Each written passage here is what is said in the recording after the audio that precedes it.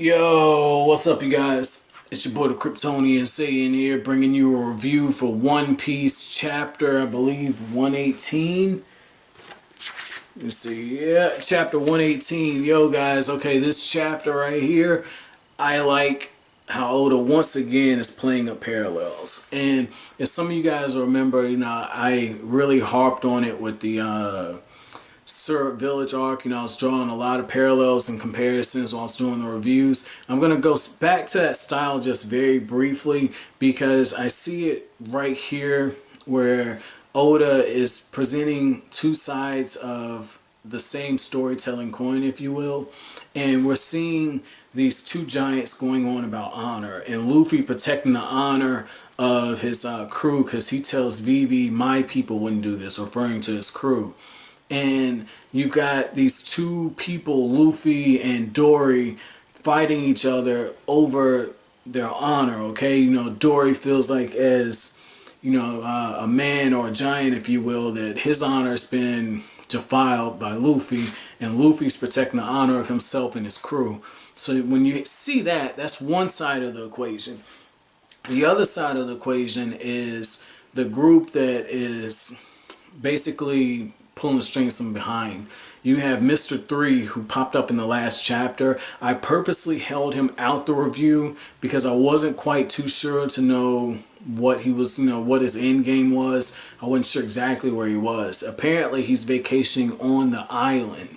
So this is going to be interesting because now we have more ranked members, and Mr. 5 shows up and he's got Miss Valentine with him. And the thing is they're working under Mr. 3's orders to spike, with explosives, the ale of the two giants. And the reason why I thought that was key for Oda to put all that in this chapter together is because, again, it's showing two sides. You have one group that really cares about honor and one group that's very dishonorable.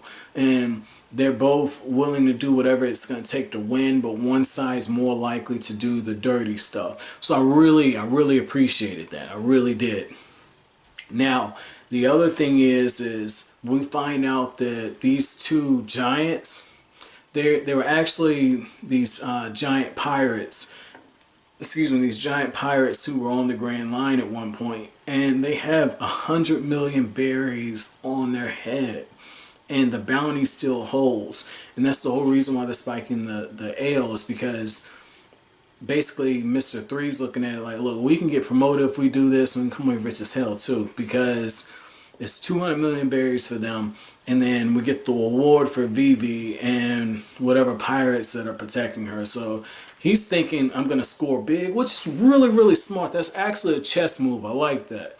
And the fact that he's third in command and can see things at the bigger picture, I really want to see what Mr. 2 can do and what Sir Crocodile can do. I really want to see that, because that's some Aizen level shit right there. Some Kisuke Urahara level shit. So I like that. Now, getting into the actual fight, because I told you guys on the last review I was really hyped to see this, and Oda didn't disappoint. I kind of was expecting this because Dorry had been poisoned basically, but at the same time I was a little disappointed in the fight because it really felt like I was reading a boss fight from Fairy Tail where Natsu got the upper hand pretty quick, turned the tables, and in a few panels the fight was over with.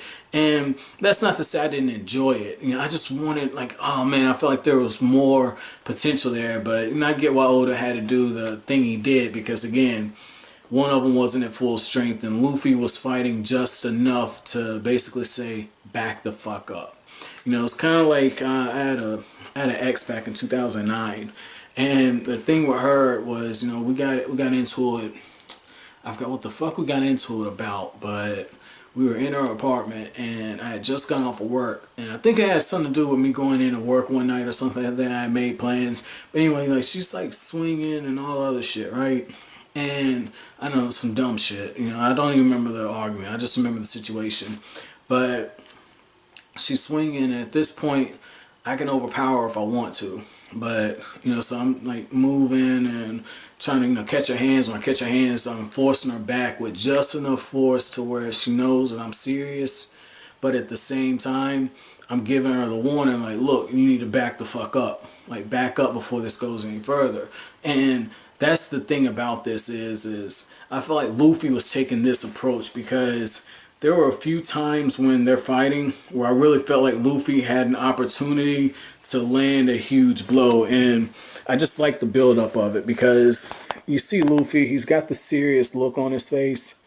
And you just see the eye, and right there with the eye, I mean, Dorry, you can tell he's been poisoned, but I feel like right here, Luffy could have landed a shot, because look at how Dorry's neck is kind of folded down. Luffy could have just as easily used one of his devil fruit abilities to kind of hit him in the throat, if you will, but basically Luffy is just charging forward. And I like that. You know, he ran up on the sword, and, you know, Oda, again, he's doing the half panels with the faces. Very, very nice. But the other thing on it is, again, Luffy automatically knows that he isn't in his right mind, because look at that wobble. He's shaking. And at different points, he's actually coughing up blood. You're right here, like, Dorry's coughing up blood. And I just felt like there are different points in this where Luffy could have fought, and I felt like Luffy might have hesitated. Like right here, I'm pretty sure Luffy's got a quicker release than that. And yet he allows himself to get hit. And there's this one sequence of events where Luffy is actually dodging an attack, and he uses his devil fruit ability to grab hold of a tree and basically use the tree as one of Usopp's slingshots. And that's when he lands the blow on Dorry, and it puts him down for the count. And then right before he goes out, he says, "So you have a devil fruit. I underestimated you." And that's kind of nice for me, because I don't know if it's because I'm reviewing this after I do the Dragon Ball Super review, and I said that's felt like some Saiyan shit Vegeta was doing, where they're starting out, you know, fighting without going to the top of their abilities because they're arrogant. I felt like this is what, you know, Dorry was doing. So I really appreciated this, but at the same time, I was a little saddened by it, because again, like, I wanted to see Luffy go all out against, you know, a giant, but at the same time, I have a feeling that if Oda is doing stuff like this and you have a warlord coming after Luffy, there's going to be a hell of a boss fight. So I'm going to keep my expectations in check until I see Luffy versus Sir Crocodile.